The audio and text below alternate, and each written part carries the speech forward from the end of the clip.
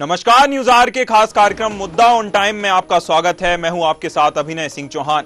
आज हम इस कार्यक्रम में बात करेंगे छत्तीसगढ़ कांग्रेस की नई कार्यकारिणी को लेकर, जहां पीसीसी चीफ दीपक बैज की टीम का विस्तार लगातार अटकता जा रहा है और एआईसीसी में बदलाव से बने नए समीकरणों से नई टीम की नियुक्ति प्रक्रिया को और जटिल बना दिया है। आज इसी मुद्दे पर चर्चा करेंगे, तो चलिए शुरू करते हैं मुद्दा ऑन टाइम। संगठन में बदलाव, लेकिन अहमियत के साथ जुलाई अगस्त से अब तक नहीं हुआ गठन। नियुक्तियों पर लगातार लग रहा ग्रहण। न्याय यात्रा है कारण या आपसी मतभेद। बैज ने कहा, नई यात्रा का दिखेगा प्रभाव। उप मुख्यमंत्री साव ने ली छुट्टी। कुछ भी कर लो, जनता जानती है चरित्र। छत्तीसगढ़ कांग्रेस के संगठन में बदलाव कब होगा, इसकी तस्वीर अभी साफ नहीं हो पाई है। यूं तो बदलाव की अटकलें जुलाई अगस्त से लग रही हैं, लेकिन किसी न किसी कारण से नई नियुक्तियों पर ग्रहण लगता जा रहा है। पीसीसी चीफ दीपक बैज ने अगस्त के अंत तक सारी नियुक्तियां कर लेने का दावा किया था, लेकिन एआईसीसी में हुए बदलाव ने छत्तीसगढ़ को भी प्रभावित किया है। 2 नए प्रभारी सचिवों की नियुक्ति की गई। उसके बाद न्याय यात्रा की वजह से बैज की टीम का काम अटक गया। अब न्याय यात्रा में उभरे नए समीकरण और 3 नए प्रभारी सचिवों की मैराथन बैठकों की वजह से बैज की टीम का विस्तार अटकता नजर आ रहा है। वहीं दीपक बैज ने कहा कि नई यात्रा का असर संगठन में भी देखने को मिलेगा।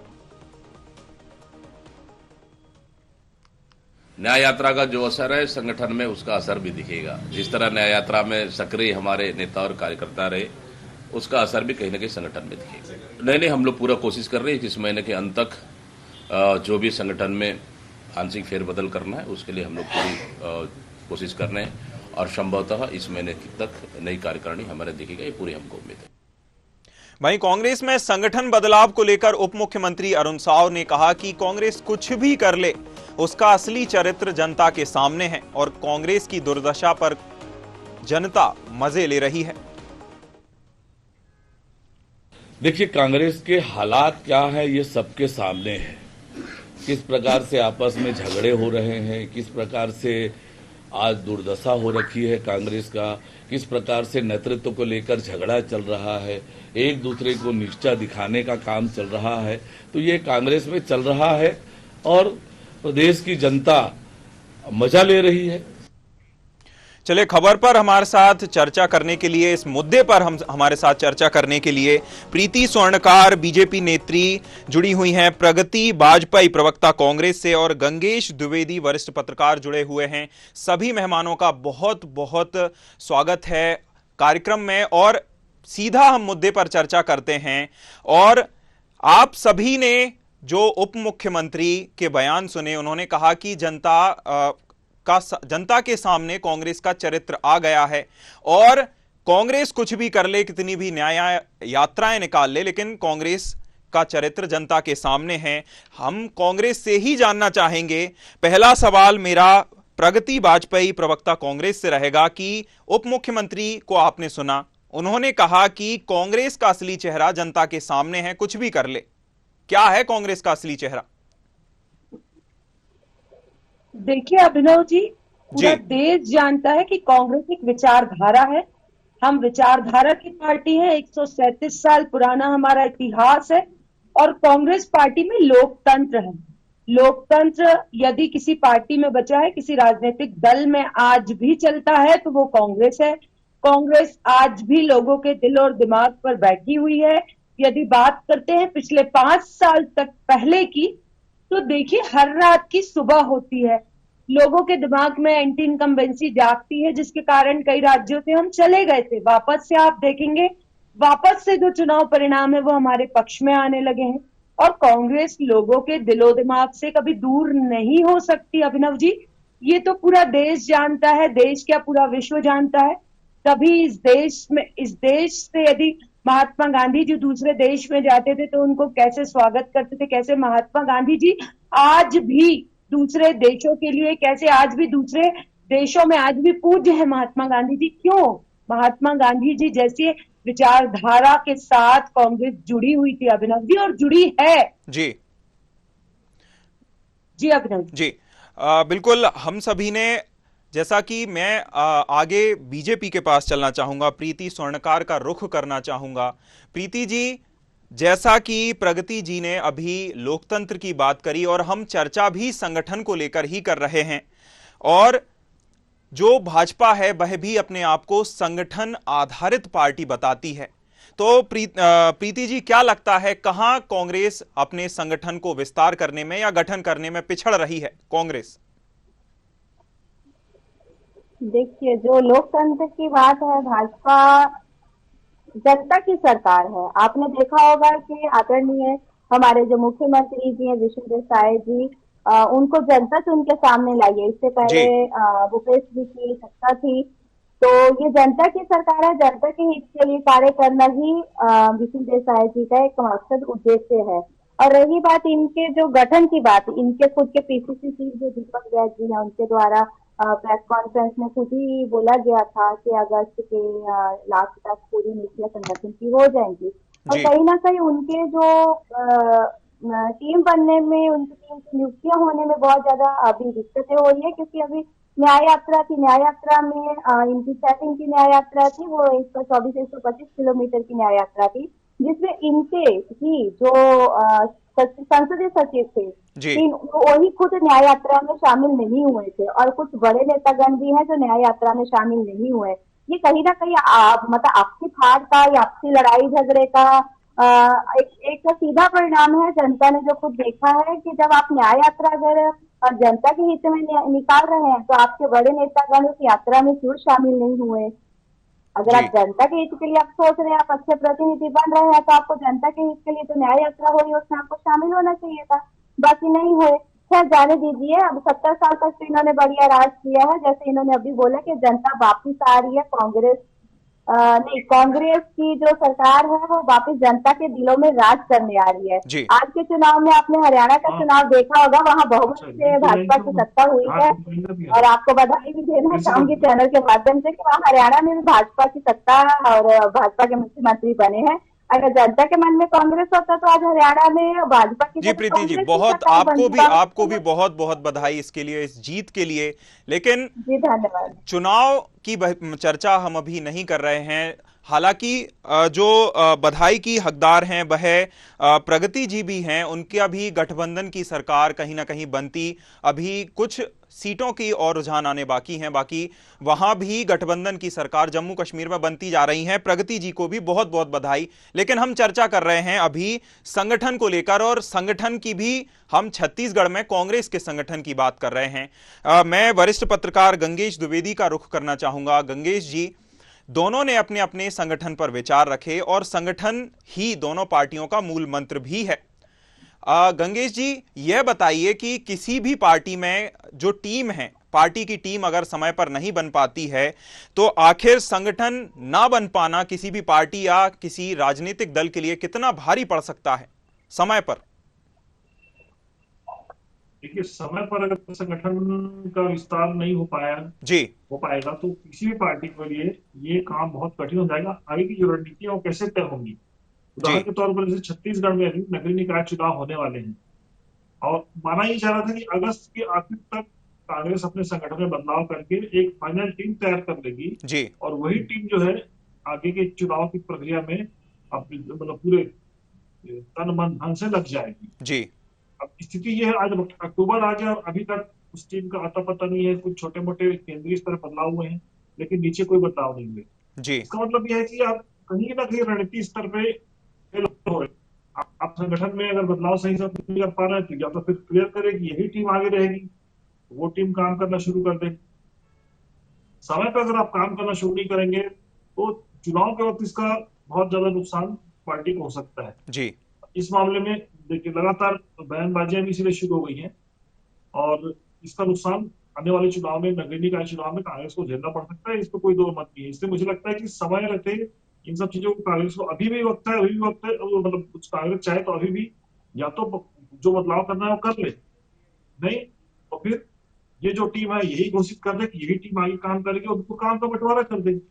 जब तक टीम तय नहीं होगी, काम का बंटवारा नहीं होगा, तब तक कैसे आगे की रणनीति में काम? बिल्कुल। बिल्कुल, संगठन राजनीतिक दल का एक सबसे जो एक निचला वो होता है, नींव होती है संगठन, और संगठन बहुत जरूरी है, यह हमने जाना।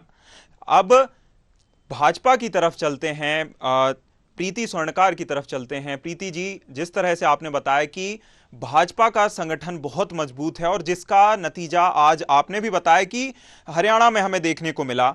भाजपा खुद को संगठन आधारित पार्टी भी कहती है और साथ ही साथ यह भी कहती है कि संगठन बहुत मजबूत है और आगे हम ये लेकर चलेंगे।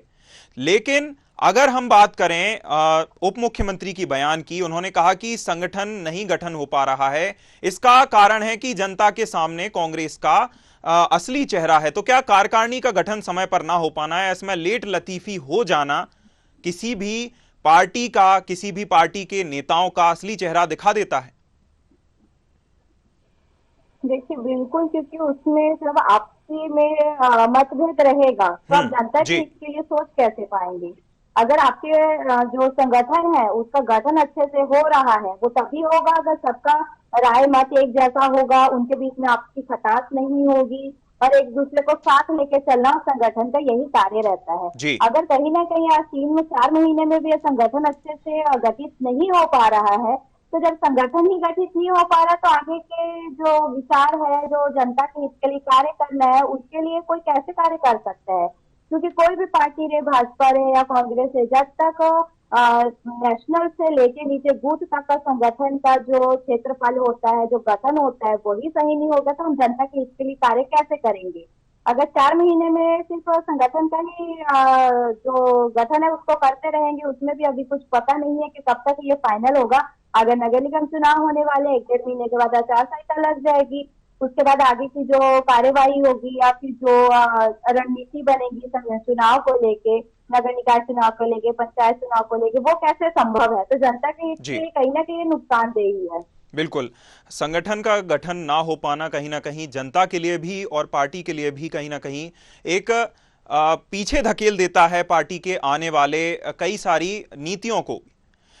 हम प्रगति वाजपेयी पर चलते हैं। प्रगति वाजपेयी जी, जिस तरह से कांग्रेस पर लगातार आरोप लगते रहे हैं कि जो कांग्रेस पार्टी है वह जमीनी स्तर से ज्यादा दिल्ली से ज्यादा ऑपरेट होती है और दिल्ली से ही पार्टी में जो भी किया जाता है वह दिल्ली के इशारों पर होता है, तो क्या कार्यकारिणी का गठन ना हो पाना या इसमें लेट लतीफी होते जाना ऐसा इसलिए है क्योंकि दिल्ली से हरी झंडी नहीं मिल पाई है? ऐसा नहीं है अभिनव जी, आज भी आंतरिक लोकतंत्र है हमारी पार्टी में। हर कार्यकर्ता अपनी बात रखता है। अधिनायकवाद नहीं है हमारी पार्टी में, भारतीय जनता पार्टी जैसे कि अधिनायकवाद है और थोप दिया जाए। हमारी पार्टी में आज भी छोटे से छोटे कार्यकर्ता की सुनी जाती है। आला कमान, हाई कमान कहाँ तय नहीं करते हैं, आप जरा बताइए। घर पर भी कोई बात होती है तो बड़े बुजुर्गों की बिना अनुमति के तो कोई शादी नहीं लगती या कोई बात नहीं होती। तो निश्चित तौर पर जब तक आला कमान गाइड नहीं करेगा, निचले स्तर पर संगठन नहीं तय हो पाता। ये बिल्कुल ठीक है, सरकार यहाँ पर रिमोट कंट्रोल से चल रही है, दिल्ली से संचालित हो रही है, उस पर बात करने की बजाय भारतीय जनता पार्टी की प्रवक्ता और भारतीय जनता पार्टी के नेताओं को कांग्रेस के संगठन की पड़ी हुई है। अरे कांग्रेस के संगठन ने बूथ से लेकर जब अपना कार्यकर्ता बनाना चाहा, उस संगठन को देखकर तो भारतीय जनता पार्टी अपना संगठन खड़े करने की सोची। अभिनव जी, हमारी पार्टी में अधिनायकवाद नहीं है, मैं फिर कह रही हूँ, हमारी पार्टी में कार्यकर्ताओं की सुनी जाती है और जल्द से जल्द जो भी आला कमान हमारे यहाँ निर्णय देगा, जो भी आला कमान देगा, वो दीपक बैज जी की जो भी टीम होगी, अध्यक्ष जी की जो भी टीम होगी, वो सामने आएगी और काम करेगी। क्योंकि आगे आगामी आप देखेंगे तो पंचायत चुनाव है, नगर पालिका नगर निगम के चुनाव है, तो उन सबको देखते हुए हमारी पार्टी जल्द से जल्द संगठन का जो भी निर्णय होगा उसको करेगी। और संगठन के तौर पर पूरा देश जानता है कि कांग्रेस पार्टी में जो संगठन का स्ट्रक्चर बना हुआ है, वो संगठन का स्ट्रक्चर किसी भी राजनीतिक पार्टी में नहीं है अभिनव जी, आज भी नहीं है। ठीक, बिल्कुल। इसी पर सीधा प्रीति स्वर्णकार जी भी कुछ कहना चाहती हैं, उनसे जवाब भी ले लेते हैं। जैसा कि प्रगति जी ने बताया कि अधिनायकवाद कांग्रेस में नहीं है, उनका सीधा सीधा इशारा है कि दिल्ली से रिमोट कंट्रोल से छत्तीसगढ़ की सरकार या सरकारें राज्यों की संचालित होती हैं। इस पर क्या कहना चाहेंगी? प्रीति जी। देखिए, इन्होंने क्या बोला कि हमारे यहाँ हर एक कार्यकर्ता की बात सुनी जाती है। अगर इनके हर एक कार्यकर्ता की बात सुनी जाती तो छत्तीसगढ़ में इतने भारी संख्या में कांग्रेस के जो कार्यकर्ता है, जो नेता है, जो पदाधिकारी हैं, वो भाजपा में प्रवेश नहीं करते अगर उनकी बात सुनी जाती। और दूसरा मैं बताना चाहूंगी, अभी अभी चांपा जिला जांजगीर के जो इनके प्रदेश स्तरीय नेता है, उन्होंने भाजपा में सदस्यता अभियान के तहत मात्र 4-5 दिन में ही मतलब 10,000 से ऊपर सदस्य जोड़ दिए हैं। तो देखिए, अगर उनकी बात कांग्रेस में सुनी जाती तो उनको भाजपा का रुख करने की आवश्यकता नहीं पड़ती। भाजपा जनता की पार्टी है। हमारे लिए प्रत्येक जनता एक जनता के रूप में ही है, वो कोई भाजपा या कांग्रेस वाला व्यक्ति नहीं रहता है, सबकी बात सुनी जाती है। और दूसरी, इन्होंने इनको बताना चाहूंगी, इन्हीं की जो राष्ट्रीय मीडिया की जो प्रभारी थी बहन, उनको कमरे में बंद कर दिया गया था। जब वो दिल्ली अपनी शिकायत लेके पहुंची थी, अगर बात सुनी जाती तो उनको कमरे में बंद करके उनसे सब बदतमीजी नहीं की जाती, तब वो जाके सीधा मीडिया में आई। कहाँ सुनी जाती है कांग्रेस, कहाँ सुनती है? अपने ही कार्यकर्ता की बात को तो नहीं सुनती। 4 महीने हो गया, संगठन का गठन नहीं हो पा रहा है। अगर एक मत रहती तो संगठन का गठन तुरंत हो जाता, इतना टाइम तो लगता ही नहीं है संगठन का गठन होने के लिए। और रही बात रिमोट से चलने के लिए, जब भूपेश सरकार की कांग्रेस की सरकार थी, तब इनके द्वारा गोबर के सूटकेस में भर के पैसा वहां पर इनके नेशनल की जो नेता है उनको दिया जाता था। तब इन लोग चुप्पी करके बैठे थे। घोटाले में सबको सब चीज मिल रहा था, सबका परसेंटेज बढ़ा हुआ था। ठीक। तो ये देखिए, जैसे हमारे यहाँ मोदी जी के द्वारा बहनों के लिए महतारी वंदन योजना का है, पैसा उनके खाते में डायरेक्ट आता है, कहीं बीच में फेरबदल या घोटाला नहीं होता है। किसान भाइयों के लिए दूसरे प्रदेश में अपनी जो फसलें होती है उनका वाजिब रेट में बेचा जाता है, ई पोर्टल उसमें चालू किया जाता है, इसमें भी घोटाला नहीं होता। मतलब अगर घोटालों की सरकार नहीं है, क्लियर कट सरकार है, तो उसमें आप दोषारोपण करेंगे। बिल्कुल।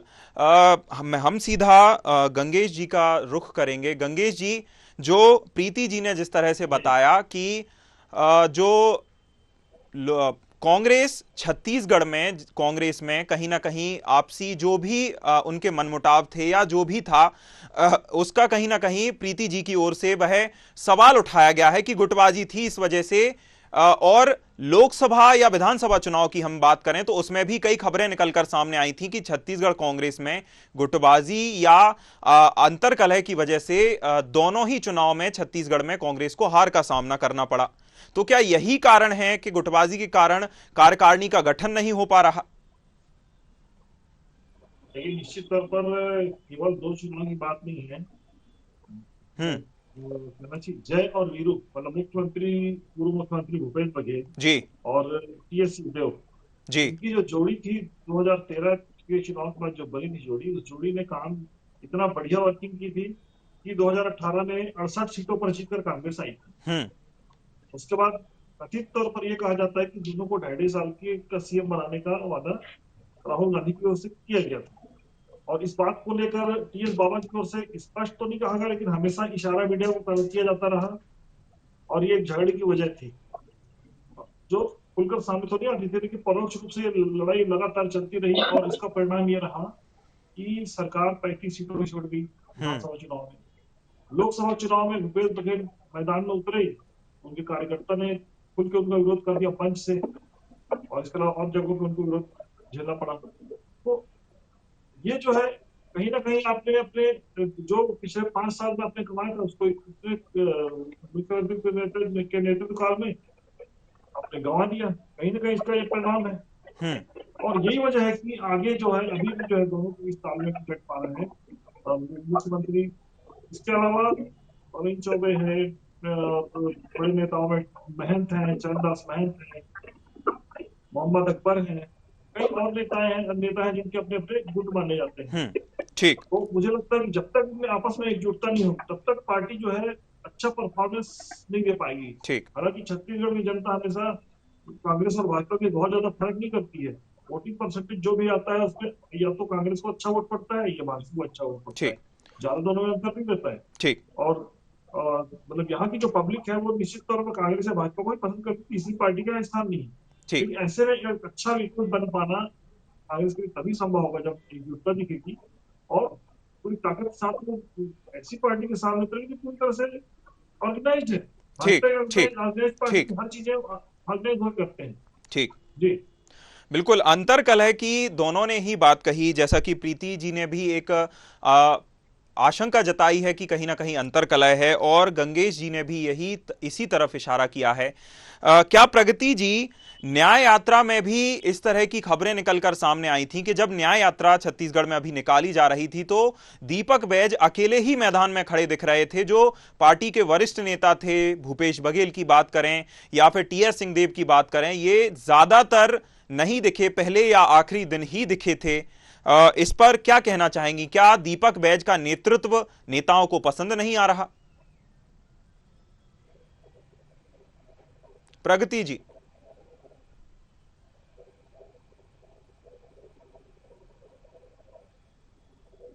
प्रगति जी, आपको मेरी आवाज मिल पा रही है?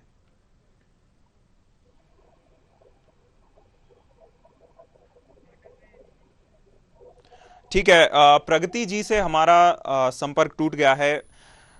मेरा अगला सवाल, चलिए मैं यही सवाल बीजेपी के प्रवक्ता प्रीति सोनकार से भी पूछ लेता हूं।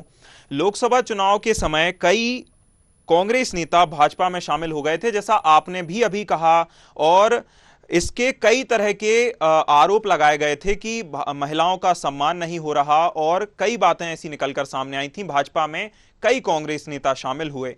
क्या ऐसा जमीनी स्तर पर भी दिखता है कि जो दीपक बैज का नेतृत्व है वह कांग्रेस के नेताओं को या क्षेत्रीय नेताओं को पसंद नहीं आ रहा? प्रीति जी। देखिए, इस चीज को तो जनता ने खुद नोटिस किया है। जब न्याय यात्रा कुछ ज्यादा दिनों की तो नहीं थी, मात्र 6 दिन की न्याय यात्रा थी, जिसमें मात्र 125 किलोमीटर का जो दायरा था वो तय करना था।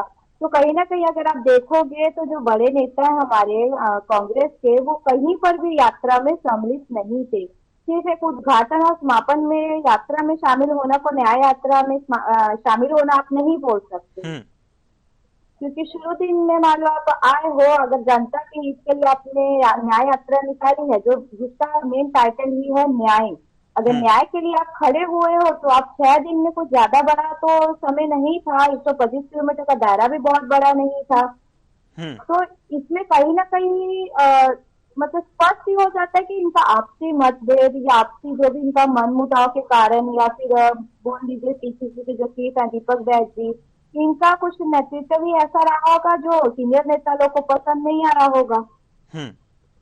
जी। नहीं तो कांग्रेस, क्योंकि इससे पहले जो कांग्रेस का जब सत्ता आता तो बहुमत से कांग्रेस भी जीती थी, पर इन्होंने पिछले 5 साल में घोटाले सबके ऊपर कहीं ना कोई घोटाले का केस ऑलरेडी चल रहा है, चाहे वो भूपेश बघेल जी हो जिनके ऊपर मांगे सत्ता आपका है। तो कहीं ना कहीं इनका आपसी फेरबदल या आपसी मनमुटाव तो है ही है।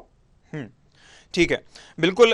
गंगेश जी, जो प्रीति जी ने आपसी मनमुटाव की बात कही, और आपने भी यह कहा था कि किसी भी सार्वजनिक मंच पर इस तरह से अलग अलग दिखना या बिखराव दिखना किसी भी राजनीतिक दल के नेताओं में, यह पार्टी के लिए बिल्कुल भी अच्छा नहीं। तो क्या जो बिखराव है यह धीरे धीरे जो सामने आ रहा है, क्या जो आगामी चुनाव है इसमें कांग्रेस को और नुकसान पहुंचाएंगे, या फिर कांग्रेस फिर से फेरबदल करके कोई फायदा उठाने का प्रयास करेगी इससे? कि कांग्रेस के सामने अभी नगरीय निकाय चुनाव है, और नगरीय निकाय चुनाव के बाद ग्राम पंचायत चुनाव जी। पिछले 2 चुनाव, लोकसभा और विधानसभा चुनाव में तो अपनी हालत कांग्रेस देख चुकी है और कुछ समीक्षा कर चुकी है। वो अभी किसी स्थिति में खड़े छत्तीसगढ़ में अगर अभी नहीं संभले तो निश्चित तौर पर नगरीय निकाय चुनाव में इसका नुकसान हुआ। नगरीय निकाय चुनाव के पहले अगर संगठन में सही तरीके से बदलाव नहीं हो पाया, या जो स्वरूप देना चाहते हैं संगठन के लोग, उस ढंग से टीम नहीं बन पाई, तो ग्राउंड में उतरकर वर्किंग कैसे हो पाएगी? तो निश्चित तौर पर चुनाव में उसका नुकसान होगा। इसके बाद ग्राम पंचायत के चुनाव है। ग्राम पंचायत चुनाव से भी ज्यादा छोटे स्तर पर जाके करने वाले चुनाव है। इसमें आपको गाँव तक अपनी टीम को वापस रिचार्ज करना पड़ेगा।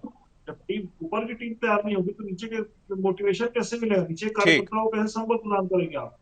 तो निश्चित तौर पर उस चुनाव के पहले तो, और मतलब सही मायने तो नगरीय निकाय चुनाव में पहले इस बात का पुष्टि हो जानी चाहिए, इस बात की पूरी तैयारी हो जानी चाहिए। ये टीम है जो अगले 2 चुनाव को पूरा करेगी। 2 चुनाव में भूमिका निभाएगी। जब तक वो टीम तय होगी तब तक कांग्रेस के लिए बहुत मुश्किल है। दोनों चुनावों को काफी मुश्किलों का सामना करना पड़ सकता है। बिल्कुल बिल्कुल गंगेश जी, अगर हमें किसी भी दल को अगर चुनावी जंग लड़नी है तो पहले तो सेनापति और जो अन्य जो सैनिक हैं उन्हें पहले मजबूत करना होगा, उसी के बाद जंग में उतर पाएंगे। अगर वही उन्हीं का चुनाव नहीं हो पाएगा या उन्हीं पे दारोमदार नहीं सौंपा जाएगा तो कैसे आगे जंग को जीता जा सकता है, यह तो अंदाजा भी लगाया जा सकता है इसी बात से। बहुत शुक्रिया गंगेश जी आपका जुड़ने के लिए, प्रीति जी आपका जुड़ने के लिए बहुत शुक्रिया, अपनी बात रखने के लिए। तो संगठन का अगर चुनाव नहीं हो पाता है, संगठन का निर्माण अगर समय रहते नहीं हो पाता है तो कहीं ना कहीं पार्टी को इसका खामियाजा भी भुगतना पड़ता है और जो कार्यकर्ता हैं, समर्थक हैं उस राजनीतिक दल के, उनमें भी उसका विपरीत प्रभाव पड़ता है, साथ ही गलत मैसेज भी जाता है। देखना होगा कि कांग्रेस गठन कर पाती है अपनी टीम का या ये और आगे टलता रहता है, देखने वाली बात होगी। फिलहाल के लिए इतना ही, मुद्दा ऑन टाइम में इतना ही। मुझे दीजिए इजाजत, नमस्कार।